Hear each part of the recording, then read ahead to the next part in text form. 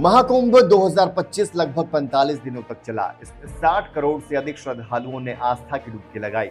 ये आंकड़ा भारत की पूरी जनसंख्या का लगभग 50% है। प्रयागराज में आयोजित महाकुंभ 2025 में पहुंचे लोगों की संख्या कई देशों की आबादी से ज्यादा थी। इनमें अमेरिका, रूस, पाकिस्तान, इंडोनेशिया, ब्राजील और बांग्लादेश जैसे देश शामिल हैं। यूपी के प्रयागराज में श्रद्धालुओं के स्वागत के लिए योगी आदित्यनाथ ने खूब मेहनत की, खूब पसीने बहाए, लिहाजा कई देशों से लोग यहां पहुंचे। पीएम मोदी, राष्ट्रपति द्रौपदी मुर्मू के साथ साथ संत महात्मा और बॉलीवुड के सितारों ने भी आस्था की डुबकी लगाई। इस महाकुंभ में अगर सबसे ज्यादा किसी की चर्चा हुई तो वो थे योगी आदित्यनाथ। भगवा कपड़े में जब योगी की एंट्री महाकुंभ में होती थी तो व्यवस्थाएं चाक चौबंद हो जाती थी। 1.5 महीने तक एक अस्थायी जिला बना जिसमें पुलिस चौकी से लेकर के टेंट सिटी और तमाम व्यवस्थाएं रखी गई। एक प्रदेश के मुख्यमंत्री के लिए इतने बड़े आयोजन को करना किसी चुनौती से कम नहीं था, लेकिन योगी आदित्यनाथ ने यह भी कर दिखाया। अपने मंत्रिमंडल के साथ जब योगी आदित्यनाथ ने संगम नोज में पहली आस्था की डुबकी लगाई तो विपक्षियों के होश उड़ गए। साथ ही पार्टी के अंदर भी एक खलबली मच गई। वो खलबली थी योगी आदित्यनाथ की बढ़ती लोकप्रियता और उनके बढ़ते कद की। लिहाजा जब जब योगी आदित्यनाथ को पीएम बनाने की मांग उठती है या फिर नरेंद्र मोदी के बाद अगले उत्तराधिकारी के तौर पर इनका नाम लिया जाता है तो पार्टी में भी उन शीर्ष 3 पदों पर बैठे नेता चौकन्ने हो जाते हैं जो अपने आप को पीएम का दावेदार समझते हैं। लेकिन महाकुंभ से पहले 2024 के लोकसभा चुनाव में उत्तर प्रदेश में योगी आदित्यनाथ के नेतृत्व में जो चुनाव हुए उसमें पार्टी को बड़ा नुकसान मिला। लिहाजा अखिलेश यादव और कांग्रेस के इंडिया गठबंधन ने कई सीटें जीत ली। इसके बाद चर्चा ये हो रही थी कि योगी आदित्यनाथ के बढ़ते कद को कम करने के लिए पार्टी के अंदर ही विश्वासघात हुआ है। लेकिन समय के साथ साथ योगी आदित्यनाथ ने कई कड़े फैसले लिए और उसके बाद यूपी में हुए एक के बाद एक उपचुनाव में योगी आदित्यनाथ ने अपनी वही आक्रामक हिंदुत्व वाली छवि को जनता के सामने लाया और उपचुनाव जीतते चले गए। भारतीय जनता पार्टी के अपने नियम कायदे हैं। इस हिसाब से प्रधानमंत्री पद पर एक तय उम्र तक ही कोई व्यक्ति काबिज रह सकता है।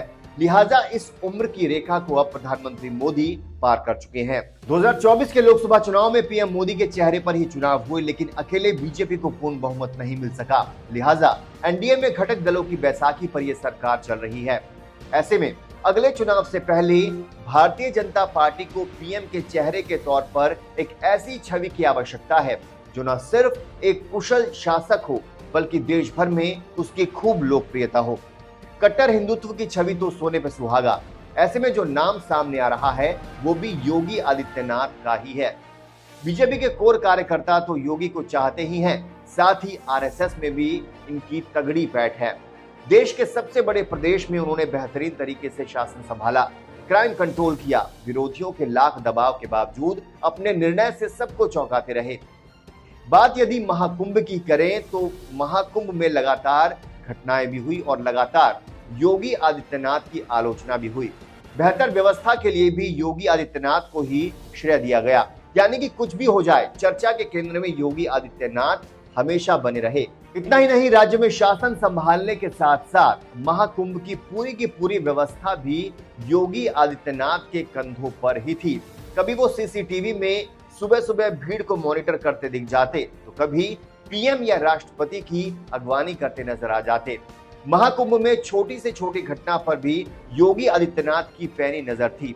1.5 महीने तक चलने वाले महाकुंभ में योगी आदित्यनाथ ने अपने कैबिनेट की एक मीटिंग भी कर ली तो वहीं वहां पहुंचे देश भर के सन्यासी साधु संतों का भी खूब आदर और सम्मान किया।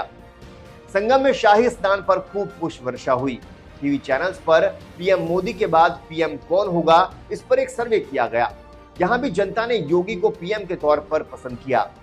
हमारे देश में एक सवाल को लेकर काफी चर्चा होती है कि प्रधानमंत्री मोदी के बाद बीजेपी की तरफ से अगला प्रधानमंत्री कौन होगा। ऐसे ही सवालों को लेकर India today group C voter ने mood of the nation survey किया। इस सर्वे में 25.3% लोगों ने कहा कि मुख्यमंत्री योगी आदित्यनाथ को प्रधानमंत्री मोदी का राजनीतिक उत्तराधिकारी होना चाहिए।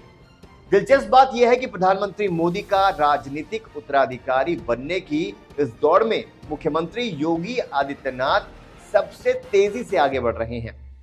अगस्त 2024 के सर्वे में उन्हें 18.8% लोग अगला प्रधानमंत्री बनाना चाहते थे, लेकिन अब ऐसे लोगों की संख्या 25.3% हो गई है। इस राजनीतिक प्रतिस्पर्धा में गृह मंत्री अमित शाह और मुख्यमंत्री योगी आदित्यनाथ के बीच ज्यादा अंतर नहीं है। बड़ी बात यह है कि यह सर्वे उस वक्त सामने आया जब महाकुंभ अपने चरम पर था। टीवी चैनल्स और सर्वे एजेंसीज ने 2 जनवरी से लेकर 9 फरवरी के बीच का सर्वे किया, जिस वक्त महाकुंभ में व्यवस्था को लेकर योगी आदित्यनाथ पर विपक्ष सवाल खड़े कर रहा था।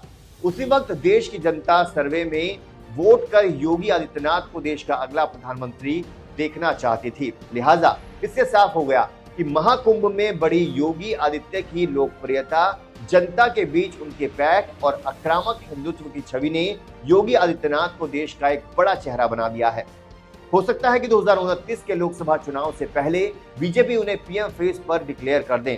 ऐसे में हम ये तो जरूर कह सकते हैं कि महाकुंभ बना गया योगी को पीएम।